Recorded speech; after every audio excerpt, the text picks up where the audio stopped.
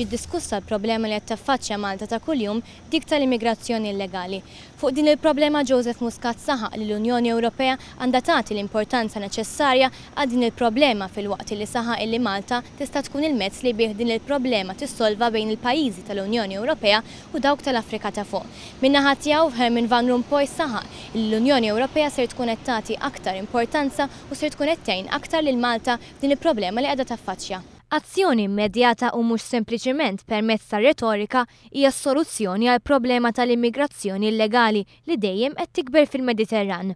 We made our point vocally and we are proposing solutions. We hope that these solutions that don't involve only a European perspective but rather a Mediterranean perspective we can reap fruits in the future.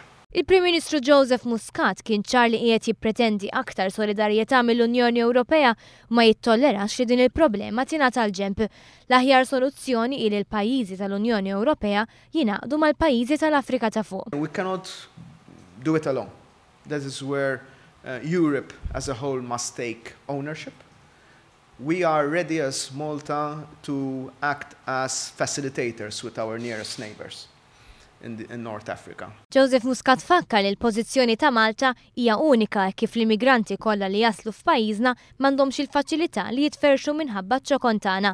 Madankollu l-Gvern dejjem għen lill-ammonti kbar ta' immigranti li daħlu fl-ibħra Maltin s'issa. Sal-ħamis filgħaxija stess il-Forzi Armati ta' Malta qegħdin jissorveljaw 500 immigrant li bħalissa huma fi triqithom lejn l-Ewropa. Fil-konfront tal-akkużi ta' razziżmu, il-Prim Ministru insista li l-Maltin mhumiex razzisti, anzi ta' kuljum il-poplu Malti jagħmel l-almu tiegħu sabiex jipprovdi ħajja diċenti għal dawn l-immigranti. The huge majority of Maltese people are concerned about this issue. I am concerned about this issue. I am worried about this issue.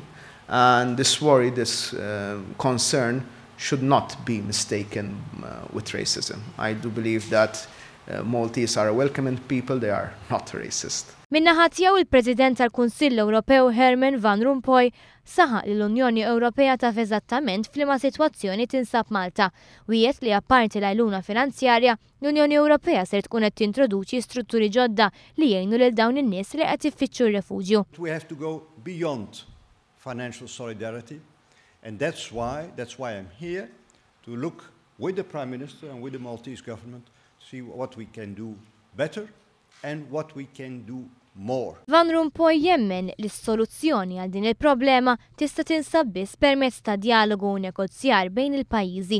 Apparti l-kwistjoni tal-immigrazzjoni waqt il-laqgħa tal-Prim Ministru Van Rompuy ġew diskussi l-iżvilupp ekonomiku u monetarju, l-enerġija u l-kriżi finanzjarja li laqtet l-Ewropa.